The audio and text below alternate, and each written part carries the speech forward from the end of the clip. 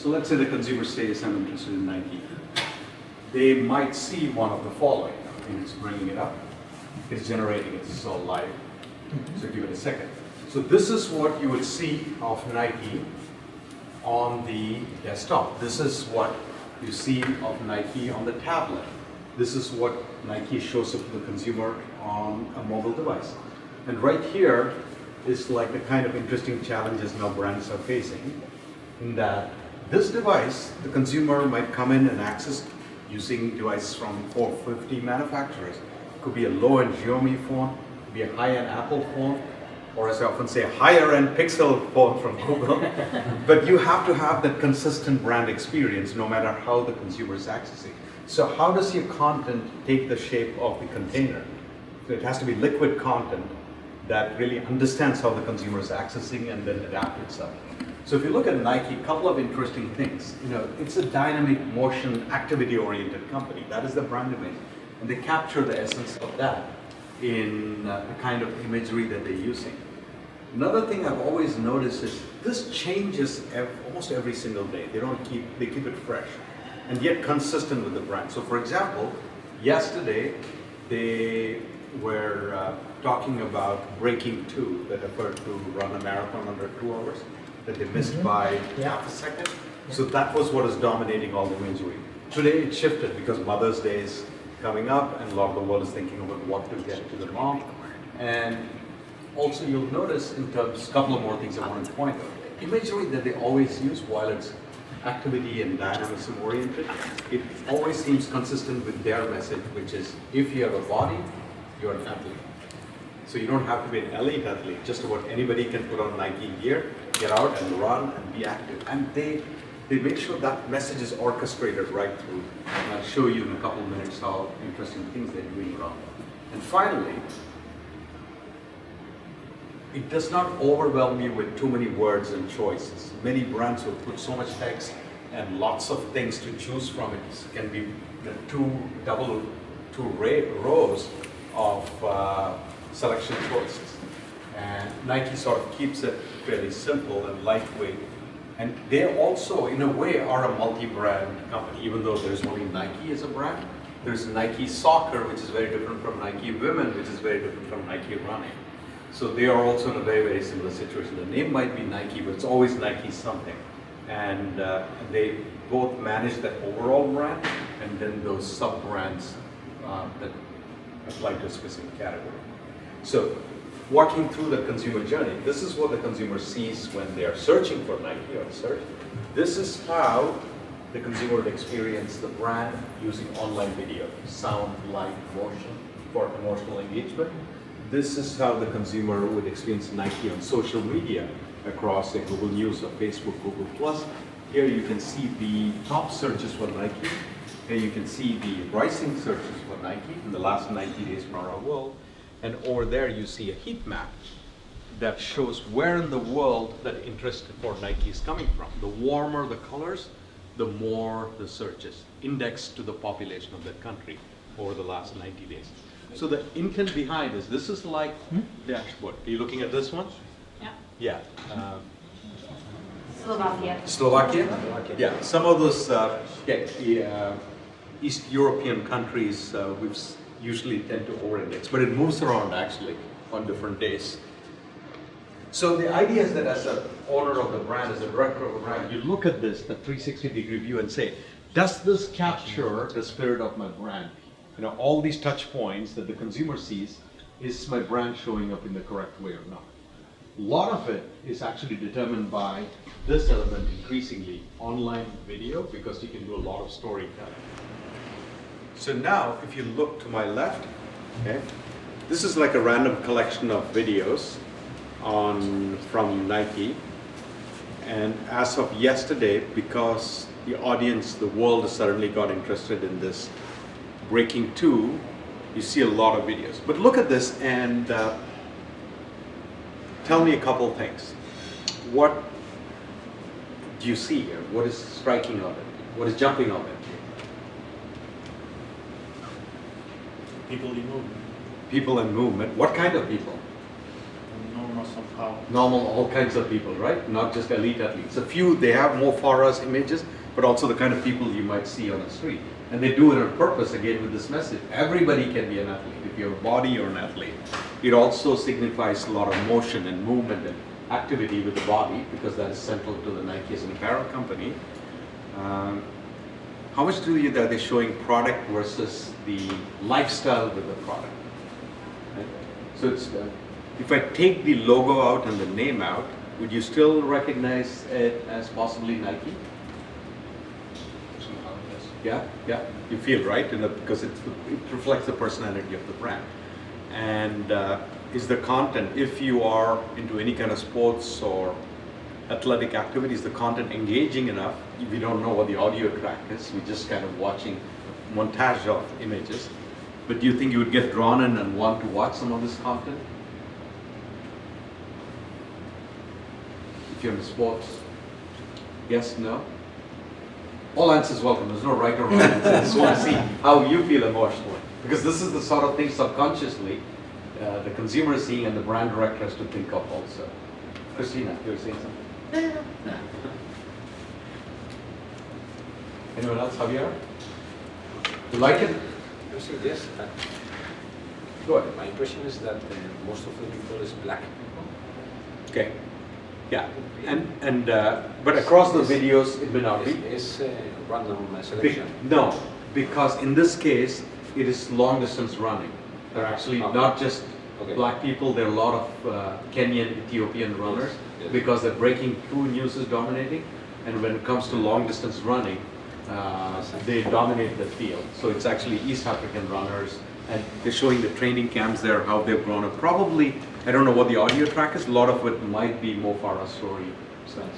So that's why this setup thing. But on the channel, if you go to Nike Women, it looks very, very different. But besides looking at the emotion, you can also now look at the data on digital to see how well is all of this working. So let me pull that up for you.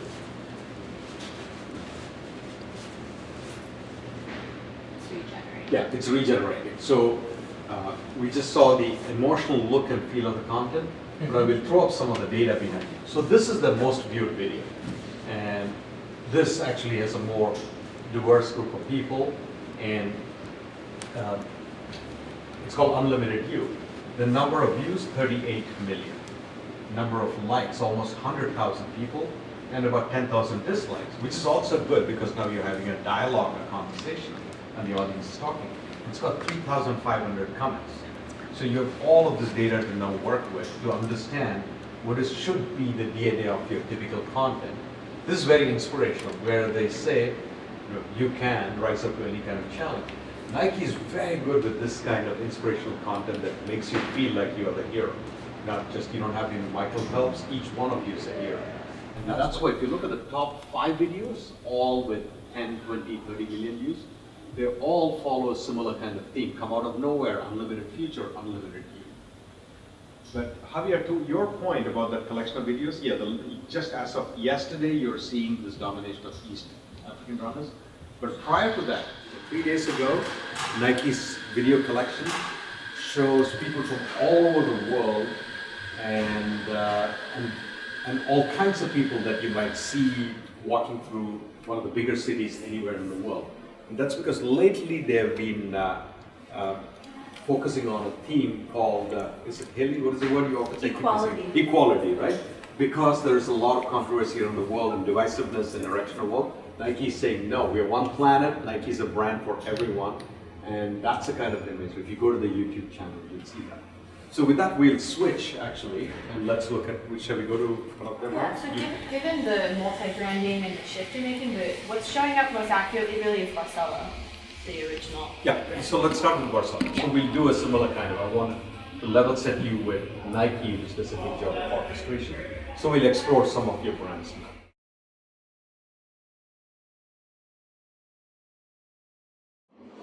All right, good. So this is how Barcelo shows up on the desktop, tablet, and the mobile device.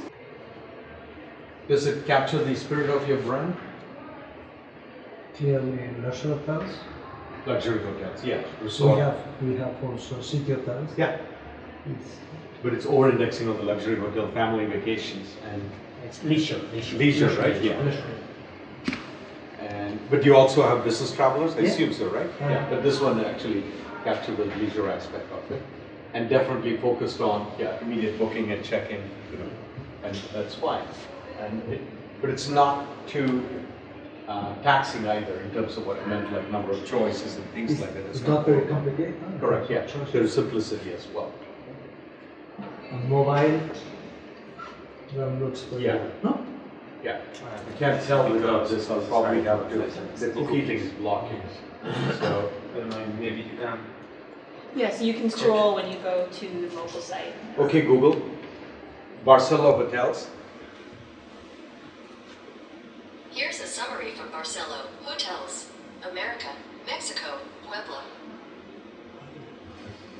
We have an hotel in Puebla. You have. Yeah, but You wouldn't imagine that it's from up here. Okay, so now when I turn this off, that is the mobile experience, right? So list of properties, and you scroll down and pick one. And dominated by that kind of imagery. It's all great.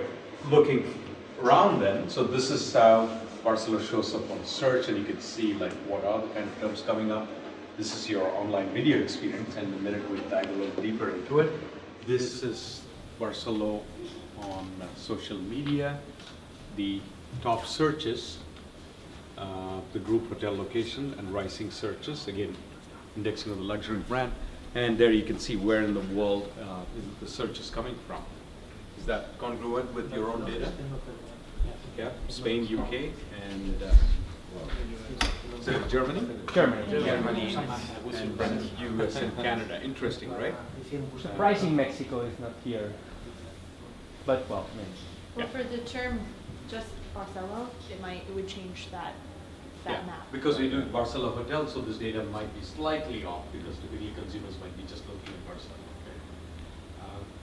Let's then look at how through online video how Barcelo Hotel shows up, similar to what it showed with Nike. So we just switch to that image of the view. Great. So this is a collection of current videos on your site, and again, keep that Nike view in mind of how they're trying to orchestrate the brand. What do you see here? What do you like? What might you change? Families, young people, Yeah. food. And again, leisure oriented, right? But there's also interesting activities.